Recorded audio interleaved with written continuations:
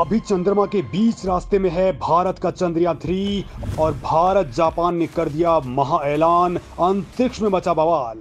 चंद्रमा पर जो काम दुनिया में कोई नहीं कर पाया वो काम अब इसरो करेगा, बाहर लाएगा सबसे गहरे राज। दोस्तों अभी चांद की ओर भारत का चंद्रयान-3 40,400 किलोमीटर प्रति घंटे की जावड़ स्पीड से आगे बढ़ रहा है। इसरो ने इसी बीच एक बड़ा धमाका करते हुए PSLV C56 रॉकेट को लॉन्च कर दिया है और दोस्तों इसके बाद तो पूरी दुनिया में बवाल मच चुका है, क्योंकि अब इसरो ने ऐसा कुछ ऐलान किया है कि नया ही भूचाल ला दिया है। जी हां दोस्तों, भारत की स्पेस एजेंसी ने ताबड़तोड़ ऐलान कर दिया है कि वो अब चंद्रयान-4 भी रवाना करने वाली है। मतलब दोस्तों ये एक बड़ा ऐलान हो गया है और इसका बड़ा जिगर दिखा दिया है इसरो ने। जितनी रफ्तार में नासा भी मिशन नहीं लॉन्च कर पा रहा, उससे भी ज्यादा रफ्तार में इसरो ने तूफान मचा दिया है। और दोस्तों चंद्रयान-3 की सफल शुरुआत के साथ ही अब नया तूफान मच चुका है। अब 2026 के अंदर ही चंद्रयान-4 को लॉन्च करने की बात चल रही है। चंद्रयान-4 में दोस्तों इस बार भारत का साथ दे रहा है, भारत के साथ कदम ताल कर रहा है जापान। जी हां दोस्तों, चंद्रयान-3 को रवाना करते ही इसरो ने यह बड़ा ऐलान कर दिया है और इसकी आवाज नासा तक भी पहुंच चुकी है, क्योंकि इस बार इसरो ने वो काम करने का ऐलान कर दिया है जो काम आज तक अमेरिका, चीन, रूस या फिर कोई भी मुल्क नहीं कर पाया है। क्योंकि दोस्तों इस काम के अंदर बहुत बड़ा रिस्क है और इसके अंदर भारत ने जापान के साथ मिलकर के बड़ा प्लान कर लिया है। लेकिन क्या है ये प्लान और कैसे ये लॉन्च होने वाला है और क्या इससे तूफान मचने वाला है, वो जरा इस वीडियो के अंदर जानते हैं। तो दोस्तों जापान के पास एक से बढ़कर के एक तकनीक है, लेकिन चांद के मामले में वो बिल्कुल फेल हो चुका है। उसका लैंडर चांद पर धड़ाम हो चुका है और दोस्तों ऐसे में वो इसरो पर सबसे ज्यादा भरोसा कर रहा है। और दोस्तों जैसे ही चंद्रयान-3 की सफल लैंडिंग होगी तो दोस्तों उसी दिन आप ये मान करके चल लीजिए कि भारत के ऊपर दुनिया भर से डॉलर्स की बरसात होने लगेगी। लेकिन दोस्तों जापान को भी इस मामले में पहले से ही भारत के ऊपर भरोसा है और वो चंद्रयान-4 में भारत के साथ मिलकर के जम करके पसीना बहा रहा है। इस मिशन का नाम है लूनर पोलर एक्सप्लोरेशन, यानी कि मिशन लुपिक्स। और दोस्तों इसी को ही चंद्रयान-4 का नाम दिया जा रहा है। इस मिशन में इसरो और जापानी स्पेस एजेंसी जाक्सा, यानी कि जापान एरोस्पेस एक्सप्लोरेशन एजेंसी, चांद के दक्षिण ध्रुव पर जांच पड़ताल करने के लिए लैंडर और रोवर उतारने वाले हैं।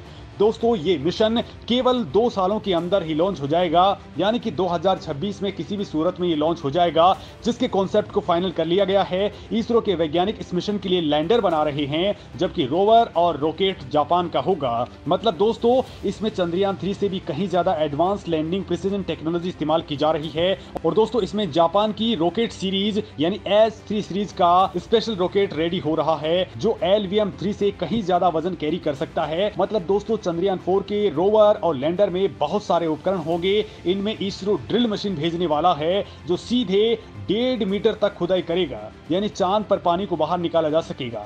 दोस्तों रोवर में एडवांस जापानीज टेक्नोलॉजी के इंस्ट्रूमेंट्स लगे होंगे जो लूनर साइट के दौरान भी सरवाइव कर सकेंगे, यानी ये अंधेरे के अंदर भी लगातार काम करते रहेंगे। दोस्तों लूनर नाइट में तापमान बहुत नीचे चला जाता है और दोस्तों जिस प्रकार से धरती पर 24 घंटे के अंदर दिन और रात हो जाती हैं, वैसे ही चांद के ऊपर दिन रात होने में धरती के 28 से 29 दिन लग जाते हैं, यानी वहां पर धरती के 14 दिन के बराबर दिन और उतने ही बराबर की रातें होती हैं। अब दोस्तों वहां पर अगर रात होती है तो किसी भी लैंडर और रोवर के सोलर पैनल बिल्कुल भी काम नहीं करते, मतलब कि ये एनर्जी प्रोड्यूस नहीं कर पाते हैं और -200 डिग्री तक के तापमान की वजह से ये सारे के सारे इक्विपमेंट्स खराब हो जाते हैं। लिहाजा दोस्तों जापान ऐसा रोवर डेवलप कर रहा है जो रात के वक्त भी सरवाइव कर सके, मतलब ये लगातार चल सके और इसका एल्गोरिदम बहुत ज्यादा उम्दा होने वाला है। दोस्तों चंद्रयान-3 की सफल लॉन्चिंग के बाद ISRO chief doctor S Somnath ने इस लुपेक्स मिशन के बारे में अब बड़ी बात कही है। उनके मुताबिक बस रिपोर्ट फाइनल करके सबमिट करनी है ताकि मोदी सरकार इसको अब हरी झंडी दिखा दे।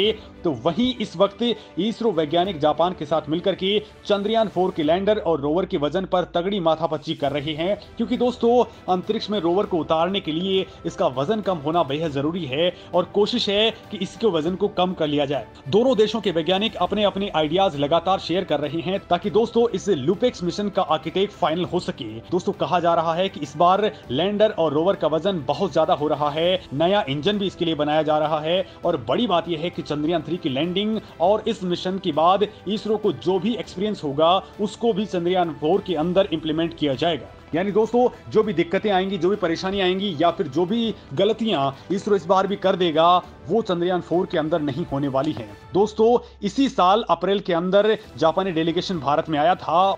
उसने दोस्तों चंद्रमा के ऊपर इसकी लैंडिंग साइट के बारे में इसरो से तगड़ी बातचीत की थी। उस दौरान यान की चांद पर लैंडिंग साइट के अलावा रोवर, एंटीना, टेलीमेट्री और पूरे प्रोजेक्ट के एस्टिमेट के ऊपर भी चर्चा हुई थी। दोस्तों माना जा रहा है कि चंद्रयान 4 मिशन का कुल वजन 6000 किलोग्राम होगा। तो वहीं अगर चंद्रयान 3 की मैं अगर बात बताऊं तो वो अप्रोक्स 4000 किलोग्राम का है। दोस्तों बड़ी बात तो यह है कि इस मिशन में नासा को भी शामिल करने की बातचीत चल रही है, क्योंकि ये मिशन चंद्रमा की सतह पर 1.5 मीटर गहरा यानी कि करीब 4 फीट 11 इंच गहरा गड्ढा खोदने वाला है और वहां से ये मिट्टी के सैंपल्स को कलेक्ट करेगा और इनको ये फिर वापस धरती के ऊपर लेकर के आएगा। और इस काम में दोस्तों बहुत ही तगड़े इक्विपमेंट्स यूज होने वाले हैं। दोस्तों इस मिशन के अंदर ground penetrating radar, neutron spectrometer, advance lunar imaging spectrometer के साथ ही एक्सोस्फीयर मास स्पेक्ट्रोमीटर जैसे बड़े उपकरण लगे होंगे जो चंद्रमा की सतह को पूरी तरह से छान मारेंगे। बड़ी बात तो यह दोस्तों, इसरो का चंद्रयान 1 मिशन ही चांद पर पानी खोद चुका था, तो इसके बाद में चंद्रयान 2 ने चांद के ऊपर बर्फ का पता भी लगा लिया है और अब चंद्रयान 3 दोस्तों इसके अंदर बड़ा कमाल करने वाला है। लिहाजा अब चंद्रयान 4 के अंदर प्रिसिजन लैंडिंग टेक्नोलॉजी का यूज होने वाला है ताकि इसको जहां चाहे वहीं पर ही लैंड करवाया जा सकता है। दोस्तों अमेरिका, चीन और रूस चांद की एक ही साइट यानी कि रोशनी वाली साइट्स के अंदर ही मिशन करते आए हैं, लेकिन भारत ने ऐलान किया है कि उसका मिशन चंद्रमा की डार्क साइट में होगा, 4 साइट के अंदर होगा। ये वो साइट है जहां पर चंद्रमा के बहुत सारे राज दबे हुए हैं और पोलर रीजन के अंदर किसी यान को उतारने का मतलब है कि वहां पर सबसे बड़ा खतरा होता है, क्योंकि वहां पर टेम्परेचर और भी बहुत ज्यादा गहरा नीचे चला जाता है। साथ ही दोस्तों वहां पर सूरज की रोशनी बिल्कुल भी नहीं पहुंच पाती, लेकिन वहीं पर ही इसरो रिस्क लेने वाला है। मतलब भारत और जापान मिलकर के ही चंद्रमा की डार्क साइड के अंदर वहां छिपे हुए राज बाहर निकालने के लिए आगे बढ़ चुके हैं दोस्तों, ताकि वो यहां के पूरे राजों को खोल सकें। दोस्तों चंद्रमा के स्थायी तौर पर अंधेरे में रहने वाले हिस्से के बारे में जानने के लिए दुनिया भर के वैज्ञानिक उत्सुक हैं। अब तक 11 देशों ने इसमें मिशन भेजे हैं, लेकिन वो यहां से कोई भी जानकारी बाहर निकल नहीं पाए। लेकिन अब भारत यही काम करने वाला है और इसके अंदर जापान की टेक्नोलॉजी इस बार इसरो के साथ में होगी। तो आप अंदाजा लगा सकते हैं कि भारत इस बार कितना बड़ा काम करने जा रहा है। दोस्तों यहाँ एक और बात आपको बता दूं कि ये मिशन केवल चंद्रमा को ही नहीं देखेगा, बल्कि चंद्रमा के ऊपर बैठ करके ये धरती को देखेगा और वहां से ये सूरज की रोशनी और सूरज की पूरी स्टडी करने वाला है। सोलर कोरोना इंजेक्शन किस टाइप से होता है उसके ऊपर भी ये पूरी नजर रखेगा। यानी कि सूरज से कोई भी दिक्कत धरती की ओर आ रही है तो वहां पर बैठा बैठा है ये यान धरती की ओर तमाम तरह की चीजें देख लेगा और समय रहते ही उनका निदान खोज दिया जाएगा। दोस्तों इस मामले में आपका क्या कहना है, कमेंट करके जरूर बताएं।